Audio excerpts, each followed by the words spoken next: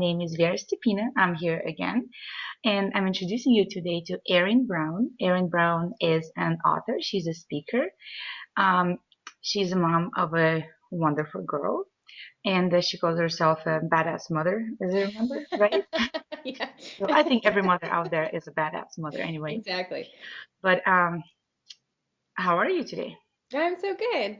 Wonderful. Well, I'm really happy that you could make some time to record the interview with us today. And I wanted to ask you if you could share your story with us and tell us a little bit more about yourself. Sure. God, we did this last time. Make it short. When I found out that I was pregnant with my daughter, I realized that all of the struggles that I'd had with my weight, I'd identified as being problems with my weight, had always been about really issues with the way I talk to myself and with my self-worth.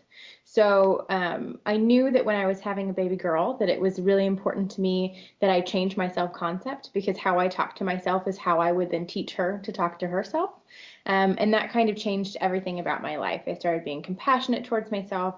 I started getting in shape and being healthy just because I wanted to role model those things and because I had a newfound respect for my body. Because, for one, when I was pregnant, it wasn't just mine, it was my baby's home. But also because I wanted to role model that. So basically, where I thought that I was fat and I was morbidly obese, as 240 pounds when I got pregnant with my daughter, but I thought that was my problem and that everything about my life would get better if I could just lose weight. And then when it wasn't the matter of how pretty could I look, but what kind of woman do I want my daughter to look up to, everything about my life changed. So it wasn't about losing weight to get to this happy place. It was about being happy with myself to take care of myself really well. And I guess that's condensed. I used to be a personal trainer. I don't do that anymore. I'm focused more on my writing, but that was sort of a part of the journey as well. But I'm really passionate about self-care and about role modeling really good health, which includes a really healthy self-concept to my daughter. So you recently joined a movement. I can't remember the exact name. Girls Uh, Gone Strong? yes, yes. Yeah, I'm on their advisory board now. It's exciting. What do you guys do there? Well, a variety of things, but they own the term Women's Fitness Authority and for women by women. But they have a woman who focuses mostly on hormones. There's a woman who does pelvic floor stuff, like what you were talking about. A lot of exercise science people, but it's just like really good sound information for women. And then I mostly speak to body image, but it's health and fitness from a woman's perspective for women, as opposed to nothing wrong with men training women, but all these like men putting together training programs. It's like how to have the perfect woman's body, which isn't even what we're all looking for necessarily. So it's just sound information from a woman's perspective, and speaking specifically to what women need to know about their bodies. And what you just mentioned about there's nothing wrong with men training women, I think that's perfectly fine. But I was talking to somebody else. I was talking to Julie Weeb yesterday, and we were talking just about that. Is I one time, long time ago, when I first joined the gym, and I had a really attractive young male trainer. I mean, he was so hot, it's crazy. But he had no clue about how to train a woman who just Well, had a yeah. baby 18 months ago because he just simply never carried a baby and never delivered a baby. Right. Well, there's that. There's the pelvic floor stuff that's really important, especially when you're lifting heavy, because you can mess that all up, and Yep. dudes don't have to think about that in the same way. So there's just different, body mechanics to be aware of. Men's and women's bodies are different. And also in terms of like what can you do on your period? Like you might not necessarily be comfortable asking a dude that. Hi. Mama, You want to say hi? no. What's up? I can't come right now. I'm doing an interview. There's something happening and I can't see my movie screen. Okay, bring the computer here. Multitasking. Well, that's what we do every day. So speaking of body image, and I wanted to talk more about body image with you specifically because I know you enjoy this topic a lot. Hmm. And so first of all, how did you feel when you were that overweight? From my point of view, I know um, I felt like I couldn't do anything. Like I tried to find all different kinds of things that could have been wrong with me. Like I Right. asked my doctor if he can check my thyroid because I just couldn't lose weight, and I tried pills and I tried uh, different diets, Atkins diet and everything, and nothing worked on me. So I thought something was really, really wrong with me. Right. Well, that's the first thing is I thought something was wrong with me. I thought I got a bad body. I didn't luck out, God didn't favor me, whatever. And so I Bad got this metabolism. bad Yeah. body that didn't work with anything. And I was one of those people that said I had tried everything. And I'm not speaking to everyone's experience. This is not a judgment, but just from what happened with me is it wasn't so much that I was trying everything, but I just spent so much time stressed out about it and thinking about trying things that it felt like I was putting all of this energy into improving myself and it wasn't working. But what I was really putting my energy into was hating myself and considering ways I could fix myself. Does that make sense? Mm-hmm. So I've tried everything was I spend 90% of my time stressed out about how I look, and that's the same as trying everything. Yeah. It was also physically uncomfortable, which I don't want to negate that part of it. Like sitting down and having my stomach sit on top of my legs was uncomfortable. Not being sure about fitting into little chairs was uncomfortable. I think about that when my daughter started preschool, and I go into parent-teacher conferences and have to sit on those little tiny chairs.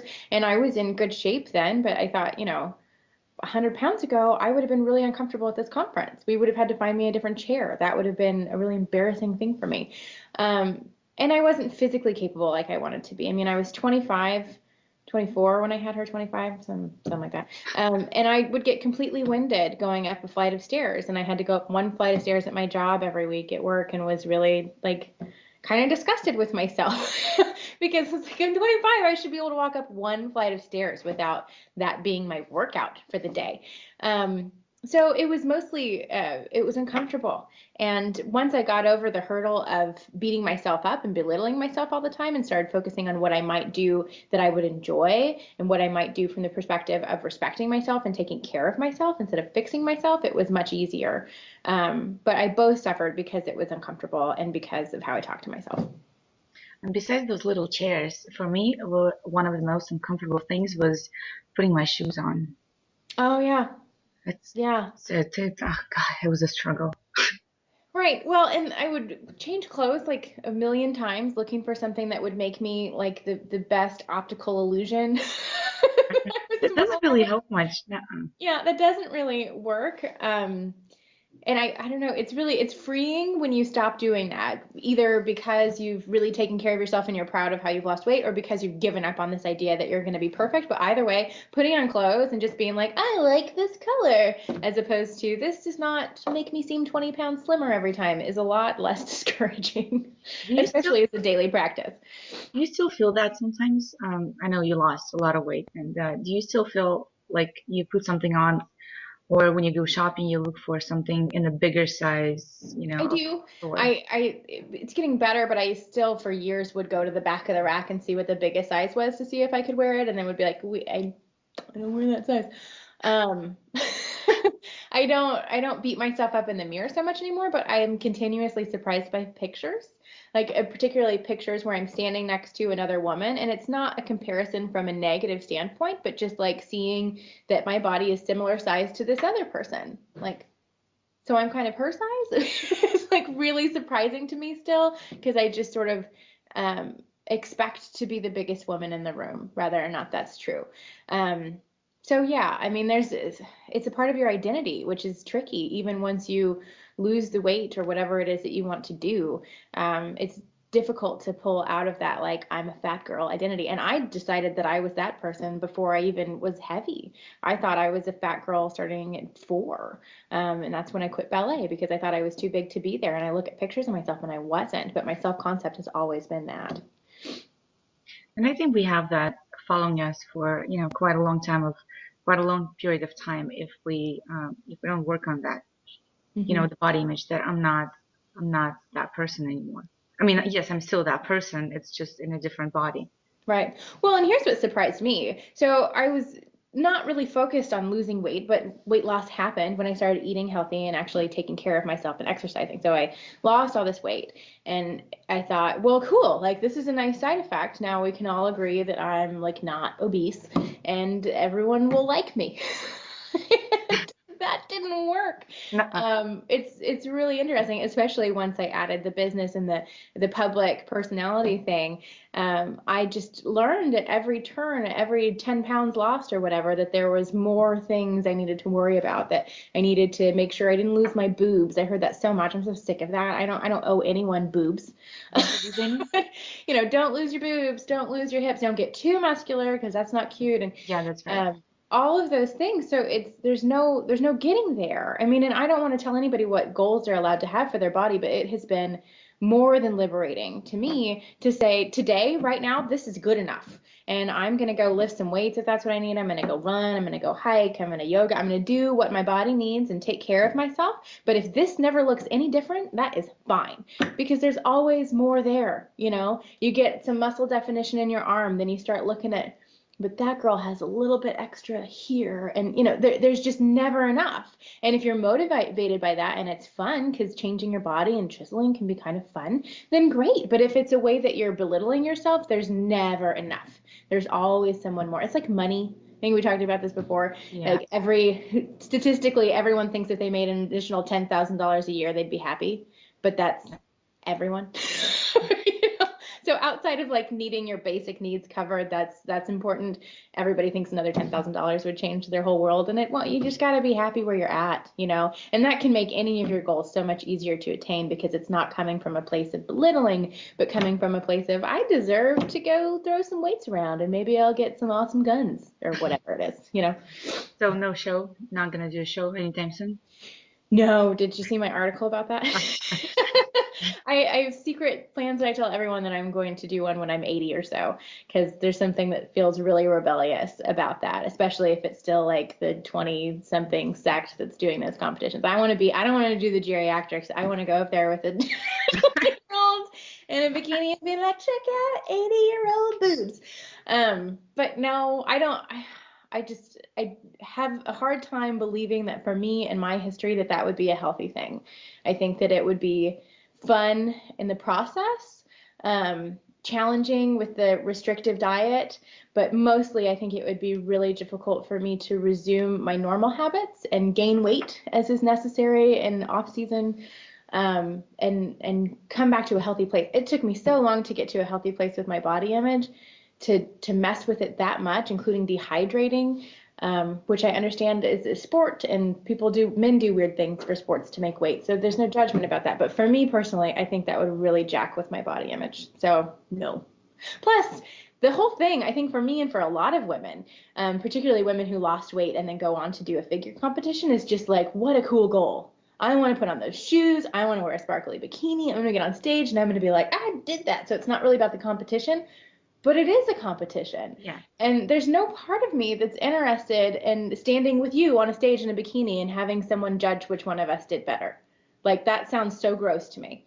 I want to lift weights with you or something. I don't know. Yeah, like let's if we're gonna compete for fun, let's compete about who can throw around the biggest weight, and that would be so much more fun to me than having someone go, well, her calves are a little better than hers, and like that. I just can't.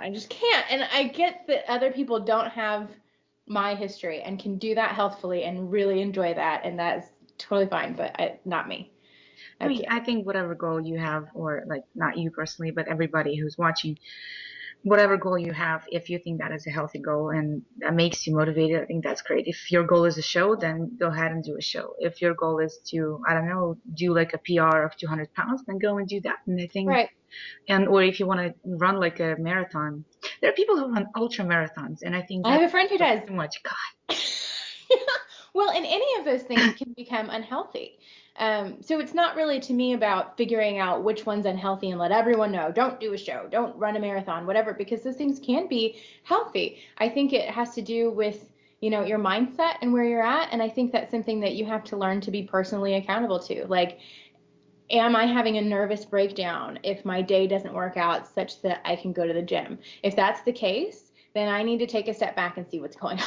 You know what I mean? Mm-hmm. I make sure I have 30 minutes every day to at least go for a walk or something. But I've definitely gotten to places where There were moments where I was making a diet choice and it felt way more stressful than it should have, and I needed to take a step back. I mean, anything that you do, the most healthy behaviors, I think you need to watch your mindset and make sure that this is something that is good for you and that you're coming from a good place about and is not becoming obsessive, and that's really only you can determine that. Yeah. And so I had a goal for myself.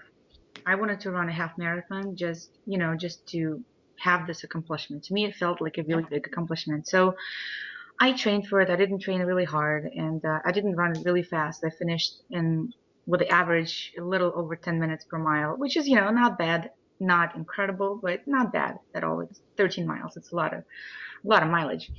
And I wanted to do another rock and roll marathon, half marathon this summer, this June. Turns out I'll be 38 weeks pregnant on the day of the half Oh, marathon, so I'm not going to do that, definitely. But I just wanted to do it again, to do it a little faster, to see if I can go under 10 minutes per mile. So that's kind of a goal that I have. It's not something crazy. It's not something not doable. It's sort of right. doable, and I think it can be healthy if you don't like starve yourself to death or don't dehydrate yourself or don't run, I don't know, 10 miles per day. Or, for some people, even that is okay, I guess. I don't know. Yeah, it just depends. I mean, I know people who are like, I just went for an easy 10 miler. And I'm like, that would be like the accomplishment for me for like 6 months. I ran 10 miles this one day. It took me like 12 hours, but it was awesome. Not. So, since we were talking about how you lost weight, Mhm. and if you were to give an advice to somebody who is like really overweight, let's say 50, 60, 100 pounds overweight, and they just want to start, how do you change your diet? Like, what steps do you take? So, obviously, you should consult with your doctor, and I'm not a doctor, and I don't know your circumstances. But in general, the basic things that I did and continue to do is focus my meals around vegetables, vegetables and a protein, typically. Eating more natural foods, in that, like, my daughter could explain where they come from and not like a factory, right? In general. And then moving. And when I first started, I committed to 20 minutes a day, 5 days a week. And so sometimes that meant that all that could happen is I would put the baby down at the end of the day, and then I would go into my bedroom, look at the clock, and move around until 20 minutes had passed.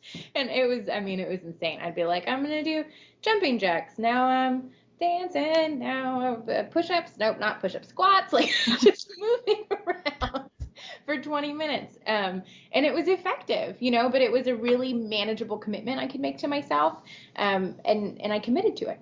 So that was basically it. Since I have a family, a tip that I give a lot of people is my husband likes to have a lot of pastas and rice, and I don't do as much of that. And so, particularly when I was in weight loss mode, I would make most of the meals into a salad. So I'd put the protein and whatever on top of greens, and then my daughter and him would have the same options, but also with a lot of rice or pasta because they like that. So we could have the same meal, but I was kind of tailoring it to myself without being a short order cook. Yeah, we're gonna do the same around the house, around my house. I mean, now as I'm pregnant and I'm officially able to eat for two, right? No? Congratulations. Well, thank you. But no, I don't eat for two. I don't recommend anybody to eat for two. I was just joking. But like I would never want to make 5 different meals. We're 5 people in this house. I mean, there's no way I'm gonna make 5 dinners. Like, who has Right. time for that? And we don't have money to like go and order 5 different meals from a fancy, healthy restaurant, whatever. Right. But I would always meal prep a lot of, let's say, like 10 pounds of chicken, and we would all have the same side of salad, and then chicken, and they will have some rice or pasta or potatoes, whatever that is, some bread, and I'll just skip that, and it makes you feel like everybody's still eating the same thing, but you don't kind of restrict yourself on a lot of things. Like you don't Right. have to eat a separate meal from a Tupperware. Right. So I think that is very stressful. Right. Well, and even that is a really good time that you can role model. Like, this is a choice I'm making. But if you're doing that same thing, which is a healthy practice for a family, and being like, well, mom has to eat the Brussels sprouts because she can't have potatoes because of her whatever, like that's Yeah. taking a healthy practice and making it a really bad example. you know? Also, I can always eat one piece of potato. That's not gonna screw up my goals. Come on. No. Yeah, my son doesn't like green beans, and we have daily conversations on green beans, and it's impossible for me to convince him that green beans are tasty. He's like, "There's no way you're gonna convince me because they're not tasty. They taste disgusting." I'm like, whatever.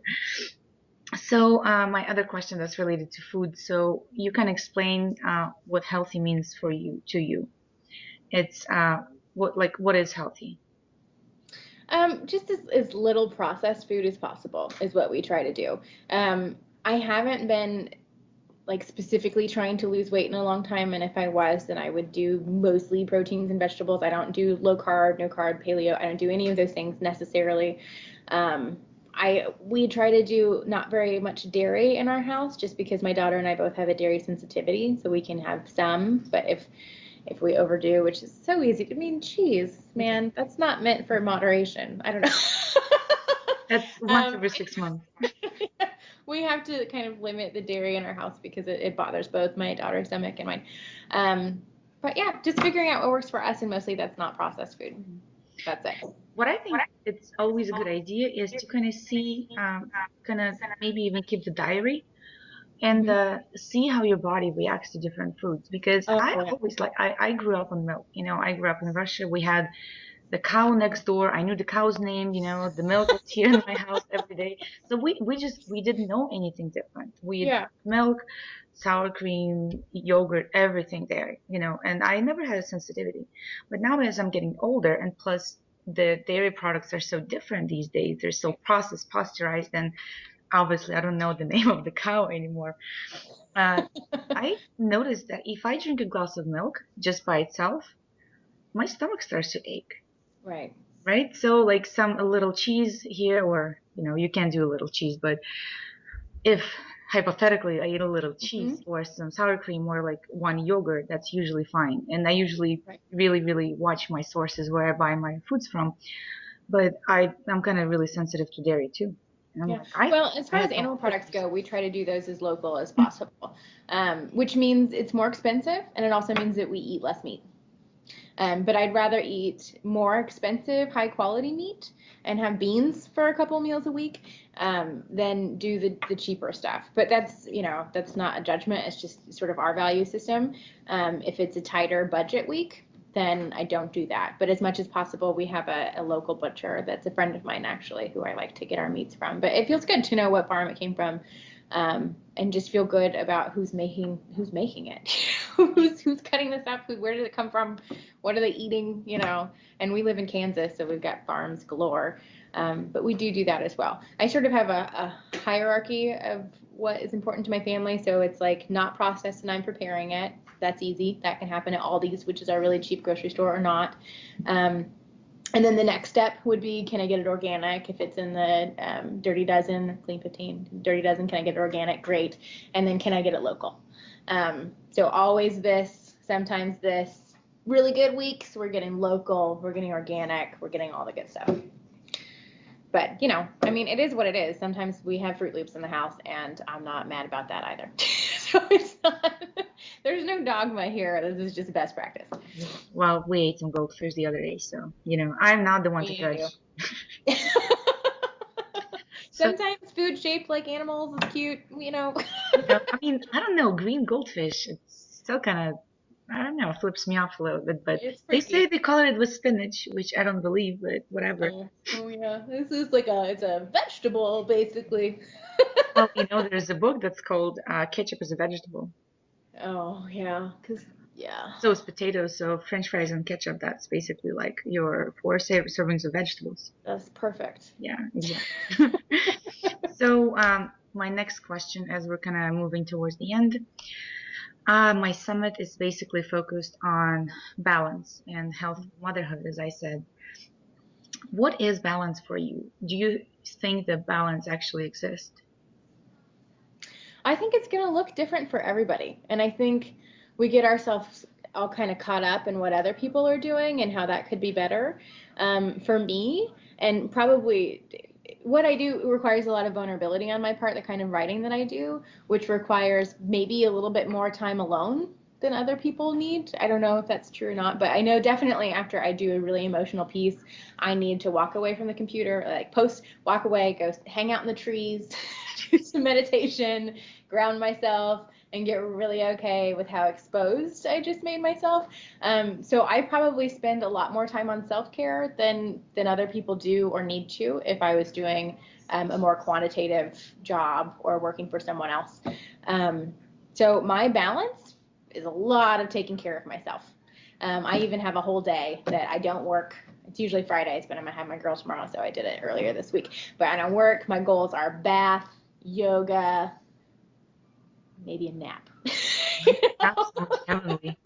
And that's important to me, and I feel like it makes me better to myself, but also better to everyone else in my life. I'm a lot more patient with my daughter. I'm a lot better wife when I take really good care of myself. So my balance lies really heavily on taking care of myself and not on being busy. Even when I am busy, I try to stay away from that word and from sort of the glorification of it. I want to be less busy and do more work that I care about thoughtfully and lots of time taking care of myself. So that's what my balance looks like.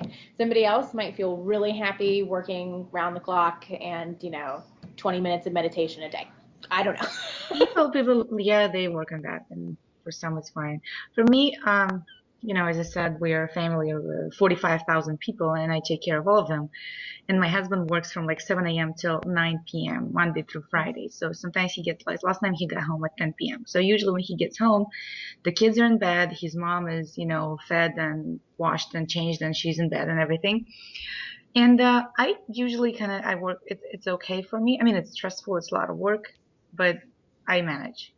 But then Saturday or Sunday, I leave them all at home and I go hiking with my friends or maybe with one girlfriend, not for 30 minutes. We go for like 3, 4 hours.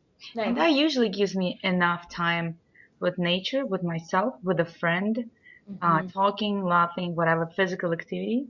That gives me enough time and enough strength, to recharge for the Right. week ahead of me because I know that's going to be exactly the same as the week before. And you stay at home? Yes. So I think that that's like the most important thing for stay-at-home moms ever, what you just named, is figuring out what that activity is going to be, but also making that arrangement with your spouse. Because it's not just going and doing it, but knowing that you have that time. Like if it's Friday, Yeah. you get into that point, you can be like, Mom is going hiking tomorrow. It'll get you through. But you need to have those appointments. They need to be clear to your spouse, and they need to support you in them so that you can be a good mom, and I struggle with this because it is really important to us as moms to be great moms and take care of our kids.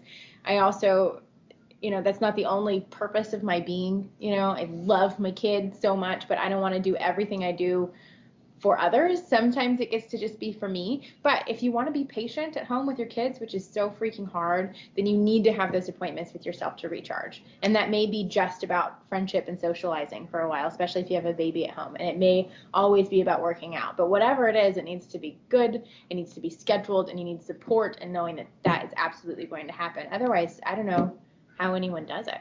I don't know. I think we all have so much so-called mommy guilt about it. How, I used to feel so guilty when I would like step away from my family for an hour because I don't know what would happen. I don't know, and Right. tornado or like dinosaurs would attack my house and eat everybody. Like, what would happen?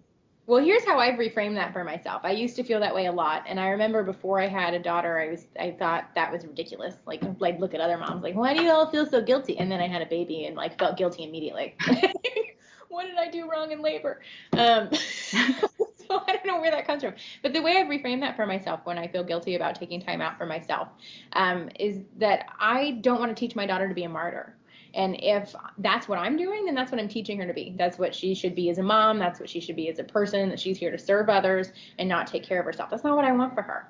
I can't just take care of her, then she'll know how to be taken care of. I need to teach her how to take care of yourself, and I do that by taking care of me. So whenever I get that moment where I'm like, oh, I feel so guilty, I'm like, I'm not raising a martyr. That's a good I'm being point. a girl who knows she's important in her own life and belongs on her own list of priorities. And so I'm going to role model that right now. Yeah. And that moves me through it quickly. Because I think most of us learn that from our own moms. It's been ingrained in women for, generation after generation that we're here to be of service to others. And I think there's something beautiful about using your life in a way that is good for others, but you can't be all used up. I don't want to get to the finish line all dried up because I didn't take care of me. Yeah, plus your daughter is gonna grow one day, and what are you gonna be? Right. Right? What am I going to be then, and how is she going to know to take care of herself if I'm not there running around doing it for her? Like Yeah. she's learning from me. And how are you gonna be? How are you gonna compete in the show when you're 80? If you're old. Exactly. We're not. We got to be thinking about that show. Yeah. Yeah, and I think there's such little things they're they're so important. Like, I'm not saying everybody has to go hiking for 3 hours, but if you can go for a little walk by yourself, or if Well, it's as you nature. mentioned, like Oh, being with friends. hug a tree. Yeah. Well, luckily in San Diego we can go hiking pretty much any day of the year. Besides, actually tomorrow it's gonna rain, so we're all freaked out about it. Oh my God, what's gonna happen? Oh, we can go hiking. You need one of these. There's less people out there and there's no snakes when it's cold. So I like hiking in the cold too. That is true. We went hiking with my son the other day, last week, and we saw a spider. It was a baby spider. It was this big, brown and hairy, and it was running really quickly. If I can see it looking at me, that's too big. Yeah. I shouldn't know if you're looking at me. I mean, I still took the picture. Oh, good. But then we ran away. Instagram that terrifying moment. It was so far away, even with the zoom, you can barely see it sitting right next to the stone or to the rock. You're So like, yeah, I would have to like draw the line around it and explain what it is and describe what it looked like. right. It was scary. I mean, it was scary. So, but yes, hiking is one thing I like to do. So anyway, we're done. It's been fun. Thank you so much. And for everybody, this is it's the Secrets of Healthful Motherhood Summit. My name is Vera Stepina. I'm your host. I'm a lifestyle coach, and here's Erin Brown. Her website is IamErinBrown.com, and she has a book. And you're working on another book? Mm-hmm. Okay. So, but just go ahead and check out her website. I'm pretty sure you know who she is anyway. Thank you so much for watching. I hope everybody has a good day, and we'll see you all tomorrow. Thank you. Bye.